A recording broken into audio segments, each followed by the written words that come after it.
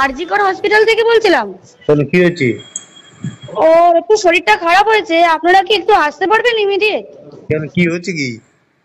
ওর শরীরটা খারাপ, আমরা ভর্তি করাচ্ছি ওকে, আপনি কি ইমিডিয়েট একটু আসতে পারবেন? কি হয়েছে কি সেটা বলবেন তো। ঘটনার দিন নির্যাতিতার বাবা মাকে হাসপাতাল কর্তৃপক্ষ এবং পুলিশের ফোন করার যাবতীয় কল রেকর্ড এবার সোশ্যাল মিডিয়ায় ভাইরাল হয়ে গেল। হাসপাতাল কর্তৃপক্ষকেও কথা বলতে শোনা যাচ্ছে, এমনকি থানার পুলিশকেও কথা বলতে পরিষ্কার শোনা যাচ্ছে। কিন্তু এই যে আমি যেটা বলি, যেটা বলতে ইচ্ছা করে না বলতে হয়, আমাদের লোকবল নেই যে টেস্ট করব যে এই ভাইরাল অডিওগুলো সত্যি কিনা। যদিও নির্যাতিতার বাবা মা বলছেন এটা সত্যি, আর কারোর বলার অপেক্ষা রাখে না, তার মানে সত্যিই এই ঘটনা ঘটেছিল। আরজি করের নির্যাতিতা বাবা মা পরিষ্কার জানিয়ে দিয়েছেন তাদেরকে প্রথমে হাসপাতাল কর্তৃপক্ষ মিসগাইড করার চেষ্টা করেছিল।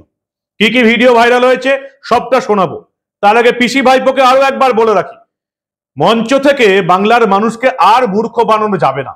অভিষেক বন্দ্যোপাধ্যায় বলছেন আমি নিজে বিল আনবো, এর বিরুদ্ধে কড়া আইন দরকার। অভিষেক বন্দ্যোপাধ্যায় কি বাংলার মানুষকে এটা জানাবে তার হাসপাতাল কর্তৃপক্ষ কেন নির্যাতিতার বাবা মাকে মিথ্যা ফোন করলো, যেটা আজকে ফাঁস হয়ে গেছে? মমতা বন্দ্যোপাধ্যায় গোটা ভারতবর্ষে আগুন লাগাবেন তিনি যদি বিল না আনা হয়, আইন না আনা হয়। আর বাংলার মানুষকে মূর্খ ভাববেন না, পিসি ভাইপোকে বলছি। ভাইরাল হয়ে গেছে সোশ্যাল মিডিয়ায়, প্রত্যেক বাঙালি শুনে নিয়েছেন সেদিন নির্যাতিতার বাবা মাকে ঠিক হাসপাতালের তরফ থেকে কি বলা হয়েছিল। এই প্রতিবেদন শুনছেন, প্রত্যেককে আবার শোনাবো সেই ভাইরাল অডিও। প্রত্যেককে একটা অনুরোধ করব, যারা বয়স্ক আছেন, যাদের বাড়িতে ছেলে মেয়ে আছে, এই নির্যাতিতার বাবা মায়ের বদলে নিজেকে একবার ওখানে রেখে তারপরে এই প্রতিবেদনটা মাথায় চিন্তা করার অনুরোধ করছি আমি। নির্যাতিতার বাবা মার জায়গায় নিজেকে রাখুন, দিয়ে পুলিশ এবং হাসপাতাল কর্তৃপক্ষের এই ভিডিও দেখুন, এই ভাইরাল অডিও শুনুন। আমি মানব, দ্য নিউজ বাংলায় আপনাদের স্বাগত জানাচ্ছি। আরজিকর হসপিটাল থেকে বলছিলাম। কেন কি হয়েছে? যতগুলো ফোন গেছিল নির্যাতিতার বাবা মার কাছে ওই দিন সকালের পর, প্রত্যেকটা কল রেকর্ড ভাইরাল হয়ে গেছে। আমি আপনাদের এক এক করে শোনাবো। প্রথম কল রেকর্ড শুনুন। নিজেকে অ্যাসিস্ট্যান্ট সুপার পরিচয় দিয়ে একজন মহিলা ফোন করছে নির্যাতিতার বাবা মাকে, প্রথম ফোন, ভালো করে শুনুন। আরজিকর হসপিটাল থেকে বলছিলাম। কেন কি হয়েছে? ওর একটু শরীরটা খারাপ হয়েছে, আপনারা কি একটু আসতে পারবেন ইমিডিয়েট? কেন কি হয়েছে কি? ওর শরীরটা খারাপ, আমরা ভর্তি করাচ্ছি ওকে, আপনি কি ইমিডিয়েট একটু আসতে পারবেন? কি হয়েছে কি সেটা বলবেন তো। সেটা তো ডাক্তাররা বলবে আপনারা এলে। আমরা আমরা আপনার নাম্বারটা জোগাড় করলাম, করে জানালাম যে বাড়ির লোক হিসেবে আপনারা একটু তাড়াতাড়ি আসুন। কি হয়েছে সেটা বলো না তুমি। পেশেন্ট শরীরটা খারাপ, ভর্তি হয়েছে হসপিটালে, বাকিটা আপনারা এলে ডাক্তার বলবে। ওর কি জ্বর হয়েছে? আপনারা একটু আসুন, জলদি চলে আসুন, যত তাড়াতাড়ি পারবেন। কেন খুব অবস্থা খারাপ? খুব অবস্থা খারাপ, হ্যাঁ খুব অবস্থা খারাপ, একটু তাড়াতাড়ি চলে আসুন। উনি অসুস্থ হয়ে পড়েছেন, আপনারা তাড়াতাড়ি আসতে পারবেন? হাসপাতাল থেকে এলো প্রথম ফোন, যেটা আজকে অডিওটা ভাইরাল হয়েছে। এই সত্যতা যাচাই করা সম্ভব হয়নি, যাচাই করা দরকারও নেই, কারণ নির্যাতিতার বাবা মা পরিষ্কার সব ঘটনা জানিয়ে দিয়েছেন এবং তারা স্বীকার করে নিয়েছেন যে এই ফোনই তাদের কাছে এসেছিল।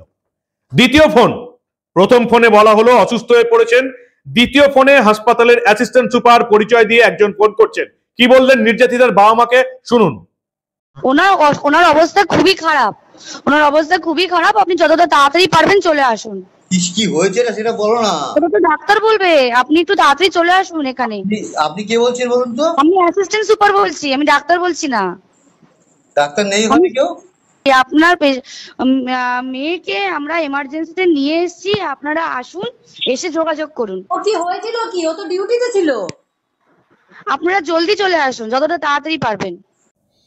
ওর অবস্থা খুব খারাপ, ওকে এমার্জেন্সিতে ভর্তি করা হয়েছে, যতটা তাড়াতাড়ি পারবেন চলে আসুন দ্রুত। এদিক থেকে নির্যাতিতার বাবা পরিষ্কার প্রশ্ন করছেন কি হয়েছে বলুন না, কি হয়েছে বলুন না, কি হয়েছে বলুন না, কি হয়েছে বলছেন না। কি হয়েছে সেই প্রশ্নের উত্তর নির্যাতিতার বাবা মা পেলেন না। তৃতীয়বার ফোন এলো, এবার পরিষ্কার বলে দেওয়া হলো আপনাদের মেয়ে আত্মহত্যা করেছে, মারা গেছে। সেকেন্ড বারে বলা হয়েছিল এমার্জেন্সিতে নিয়ে যাওয়া হয়েছে। আমরা কিন্তু পরে তার ডেড বডি আবার ওই সেমিনার রুমের দোতলায় দেখতে পেয়েছিলাম। এমার্জেন্সিতে যদি নিয়ে যাওয়া হয় তাহলে সেই ডেড বডিটা সেমিনার রুমের ওই 3 তলাতে কে সাজিয়ে রাখলো? অধ্যাপক সন্দীপ ঘোষের দলবল, যাকে আড়াল করার চেষ্টা করছিলেন আমাদের স্বাস্থ্যমন্ত্রী মুখ্যমন্ত্রী মমতা বন্দ্যোপাধ্যায়। এই কৈফিয়ত কিন্তু মমতা বন্দ্যোপাধ্যায়কেও দিতে হবে যে এত কাণ্ডের পরেও সন্দীপ ঘোষকে তিনি আরজি কর থেকে ন্যাশনাল মেডিকেল কলেজের অধ্যক্ষ কি করে বানালেন, কেন বানালেন? সন্দীপ ঘোষ তার এত প্রিয় পাত্র কেন? তাকে বারবার স্বাস্থ্য দপ্তর রক্ষা করে গেছে কেন? সব কৈফিয়ত এবার মমতা বন্দ্যোপাধ্যায়কেও দিতে হবে। তাই সেটাই বলছি, পিসি ভাইপো যেন মনে না করে যে তোলামূলের ছাত্র পরিষদের বৈঠকে যা পারলাম বলে দিলাম, কয়েকটা তৃণমূলীকে ভুলভাল বুঝিয়ে দিলাম, বাংলার সব মানুষকে আর ভুল বোঝানো যাবে না। অভিষেক বন্দ্যোপাধ্যায় আর কত লোক হাসাবেন? এই ভাইরাল অডিওগুলো কি অভিষেক বন্দ্যোপাধ্যায়ের কানে গেছে? নির্যাতিতার বাবা মা যেটা বলছে সেটা কি কানে গেছে? 10 লাখ টাকা দিয়ে সব বাবা মাকে কেনা যাবে না। আপনারা যারা এখনো তৃণমূলের চটি চেটে যাচ্ছেন, যারা এখনো এর বিরুদ্ধে উল্টো পাল্টা বলছেন, তারাও ভেবে নিন যে নির্যাতিতা এই ডাক্তারকে মমতা বন্দ্যোপাধ্যায় 10 লাখ টাকা রেট দিয়েছে। আপনাদের ছেলে মেয়ে হলে, আপনাদের মেয়ে হলে কত রেট হতো? 2 লাখ টাকার বেশি হতো না। মদ খেয়ে মৃত্যুতে, বিষ মদে মৃত্যুতে যে টাকা দেওয়া হয়, আপনাদের মেয়ের রেটও সেটাই হতো, 2 লাখ টাকা। থার্ড অডিওটা দেখুন, যেটা ভাইরাল হয়েছে। পরিষ্কার বলা হচ্ছে আপনাদের মেয়ে সুসাইড করেছে, তাড়াতাড়ি আপনারা চলে আসুন, বাড়িতে কান্নাকাটি শুরু হয়ে গেল। দেখুন আপনারা থার্ড অডিও। শুনুন, আপনাকে তখন বারবার বলছিলাম, ব্যাপারটা হচ্ছে যে আপনার মেয়ে উনি সুসাইড করেছেন হয়তো, বা কিছু মারা গেছেন। পুলিশ রয়েছে, আমরা হসপিটালে সবার সামনেই রয়েছি, ফোন করছি, আপনারা যত তাড়াতাড়ি পারবেন চলে আসুন। এরপরেও আছে, এরপরেও টালা থানার অফিসারের ফোন গেছে, একটা কিছু ঘটনা ঘটেছে, আপনারা তাড়াতাড়ি চলে আসুন।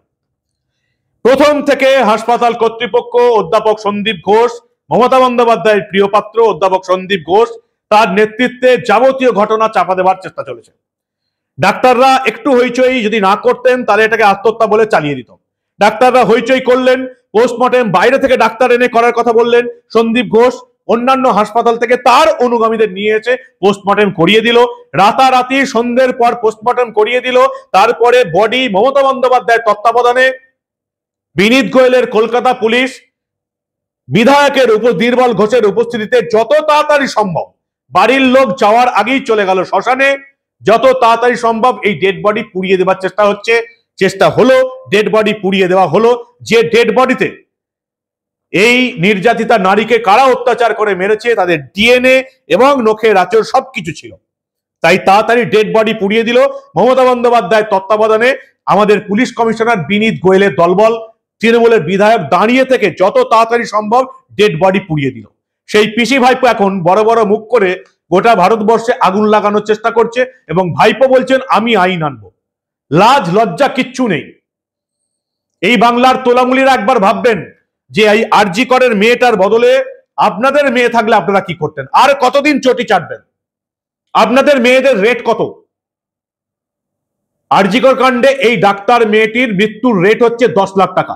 আপনাদের মেয়েরা কিন্তু 10 লাখ টাকা রেট পাবে না। ইনি ডাক্তার, আরজি কর কলকাতার মধ্যে মারা গেছেন অত্যাচারিত হয়ে, তাই 10 লাখ রেট এত হইচই হওয়ার পর। আপনাদের মেয়ে নিয়ে হইচই হবে না, আপনারা ওই 2 লাখ টাকা রেট পাবেন। মদ খেয়ে মারা গেলে যে রেটটা দেওয়া হয় আপনাদের মেয়ের রেট তাই 2 লাখ টাকা।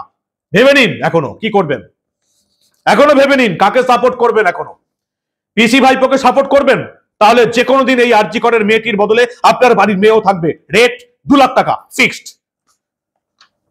তারপরেও হিসেব হবে কিরকম অত্যাচার হয়েছে, আধা অত্যাচার না পুরো অত্যাচার, ভাবুন একবার।